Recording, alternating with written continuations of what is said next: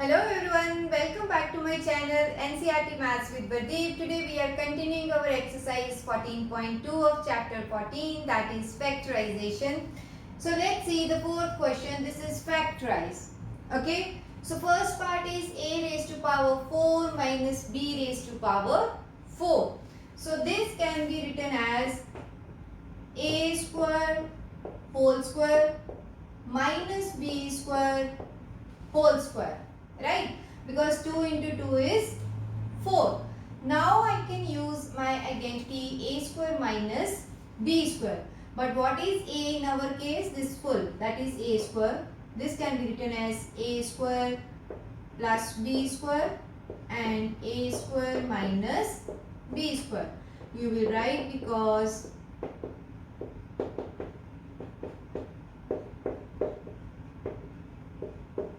so now a square plus b square cannot be factorized further, but this a square minus b square can again be factorized using identity. So we will factorize this again. This is a square plus b square will be kept as it is. This can be written as a plus b into a minus b. So reason again you will give.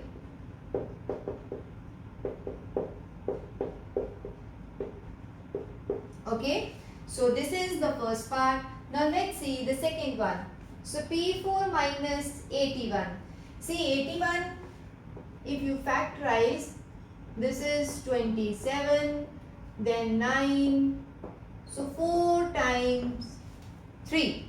Okay, so means P4 minus 3 raised to power 4. So same thing that we have done here, we will use here also.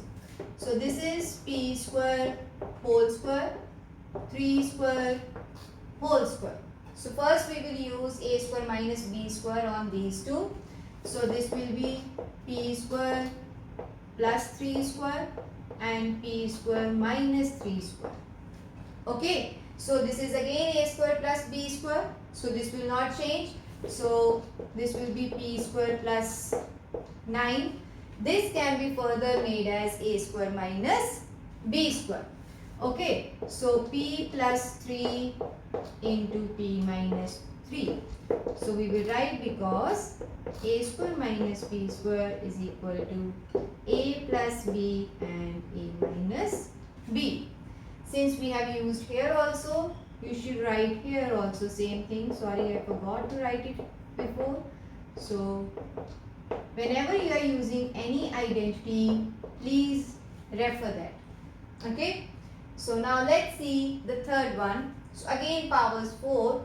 So we will again do the same thing. This is x square whole square y plus z square whole square. Okay. So a square minus b square for the first time. So this is a square. Since this is having already two terms, so we will put bracket. Okay. So plus y plus z whole square. Okay. And second is a square minus this term. So y plus z whole square. Is it clear?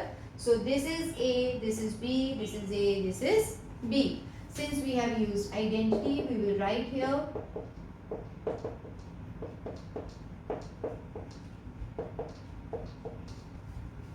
okay. So after this step, we can see that this cannot be split further, even though we can open this bracket, that is a plus b whole square, but this is of no use, so you can keep this term as it is.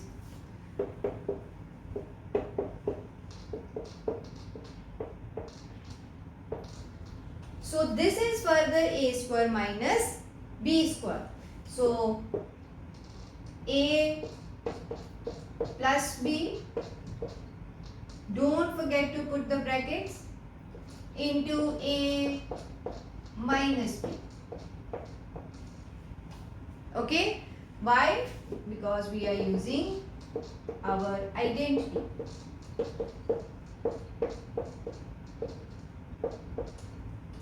So now we will open the brackets. This term as it is, and this as x plus y plus z. This minus will go inside, so minus y minus z. These three factors of third part. Now let's move on to the next part. So let's see the fourth part. This is x raised to power 4 minus x minus z whole raised to power 4. Power 4, so we can write like this.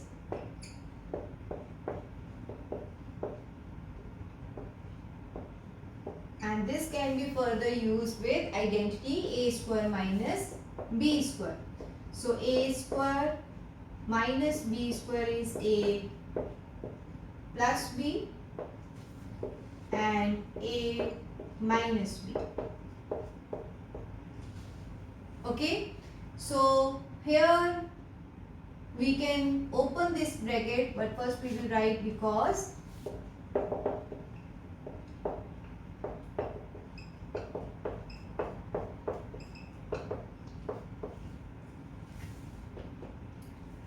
so this, if we open a minus b whole square here, so a square b square minus 2ab, and here it is a square minus b square.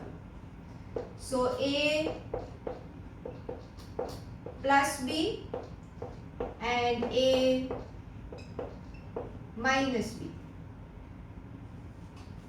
Okay, so since I have used two identities here, both I should write because first I have used a minus b whole square and second I have used a square minus b square.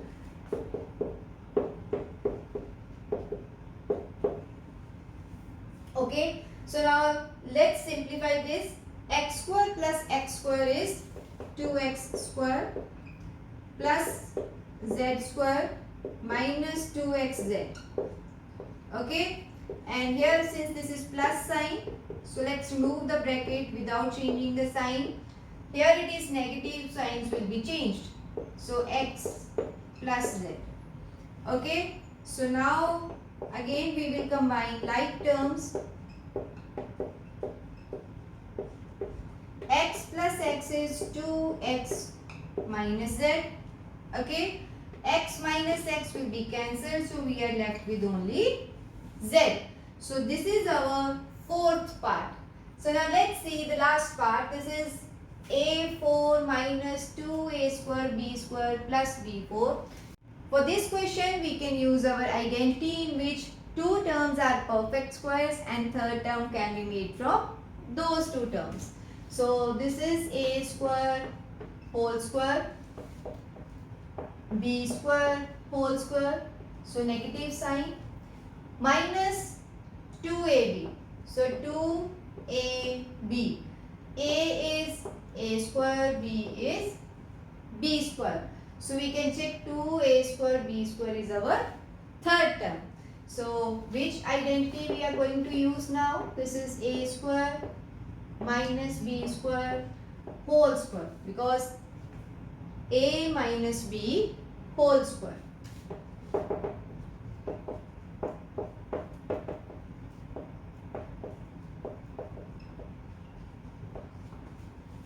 So now we can see that this is further a square minus b square.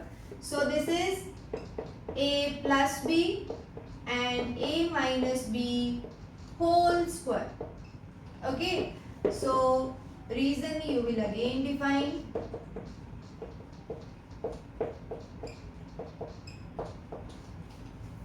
Okay, so now this power is 2, so this power will go for each factor.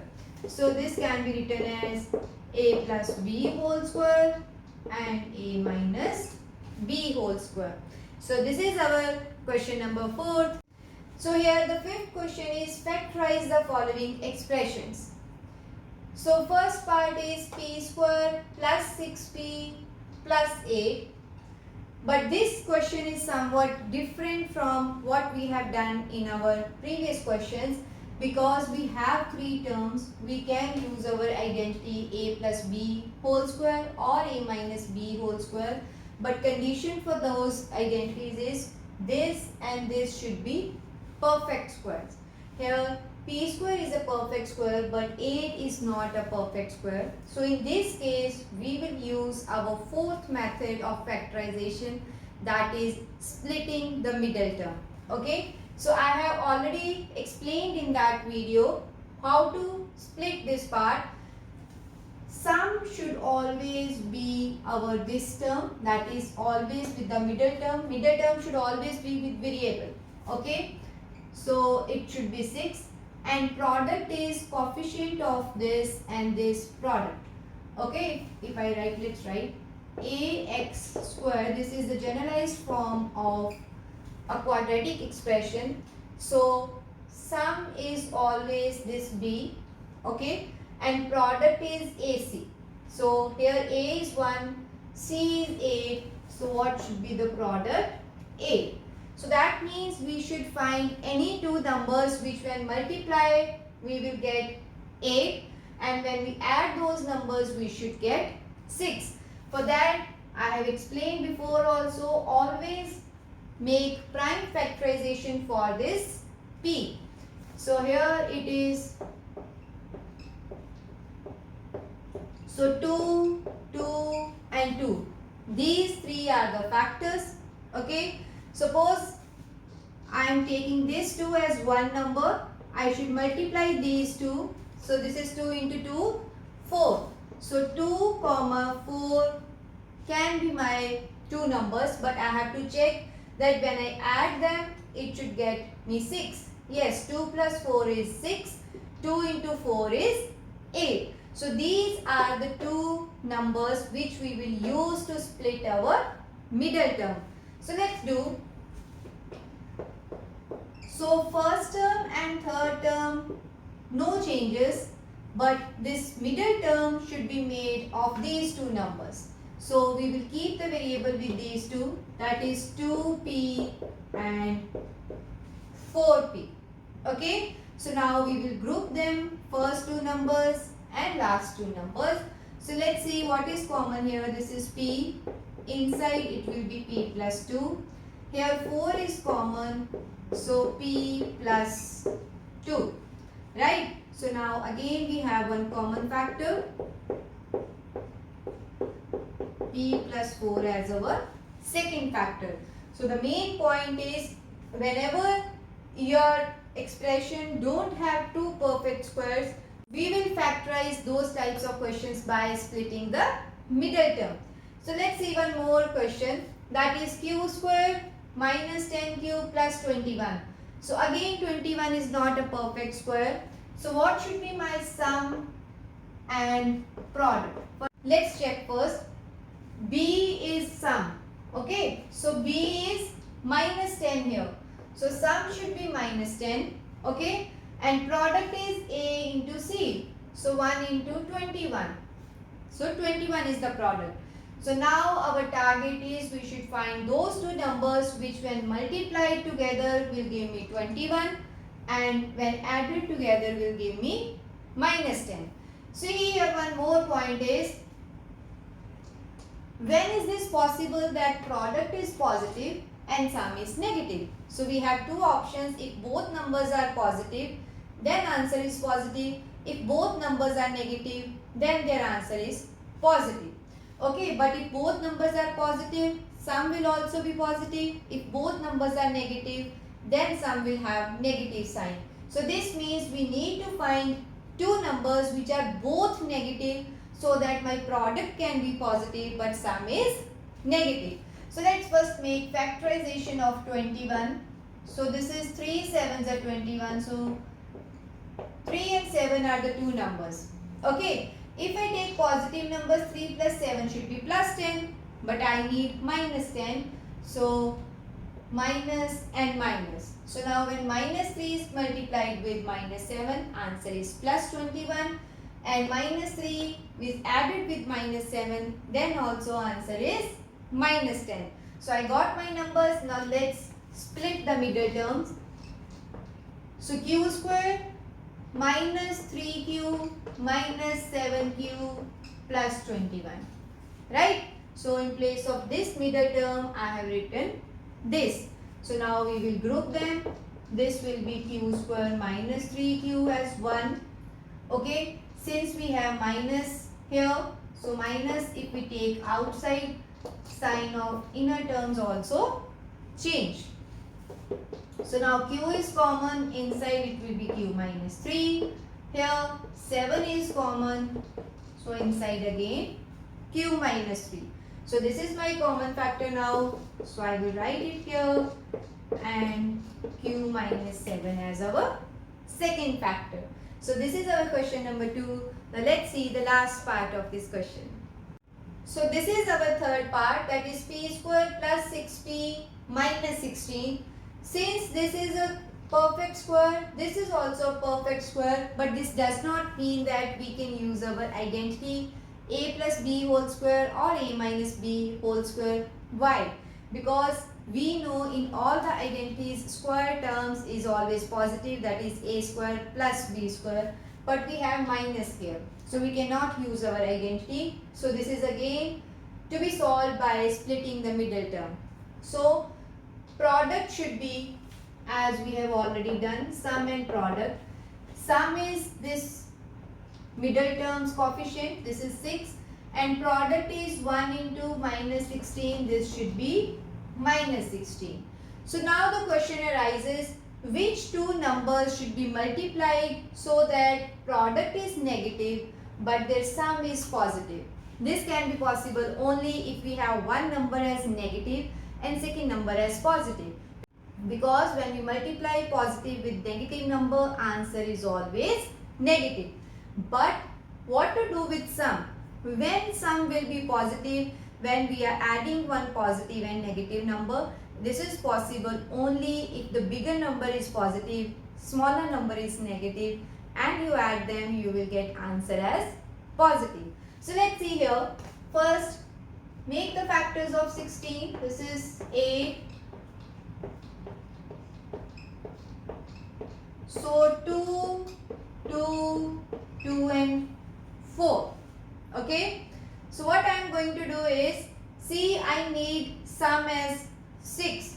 Okay. So if I use this two numbers together, that is 4 and 4. Okay. As I already told you, I need minus 16. So this means 4 into 4 is plus 16. I will make any number as negative. So minus 4 plus 4. See, minus 4 into 4 is definitely minus 16. But minus 4 plus 4 is 0. In this case, middle term should not exist. But this is not our case. Okay. So let's find some other combination. I am writing these factors again. Okay, I'll use 3 numbers together, and 2 into 2 is 4, 4 into 2 is 8, and then second number as 2. So now we can see one number is positive, one number is negative. So out of these, suppose I am taking minus 8, or second possibility is minus 2. Okay, so in both the cases, let's see, minus 8 multiplied by 2 is minus 16. Here also 8 into minus 2 is minus 16. So product we get minus 16. But what about the sum? So minus 8 plus 2 is minus 6, and 8 minus 2 is plus 6. So now we can see we need these two factors because we will get sum as 6 and product as minus 16. So let's use this. P square plus 8p minus 2p minus 16.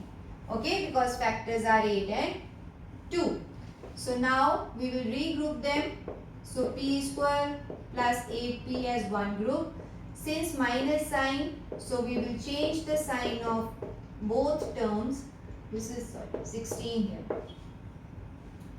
Now what is common? This is p plus 8. Here it is 2, p plus 8. So p plus 8 is our common factor, and second factor is this p minus 2.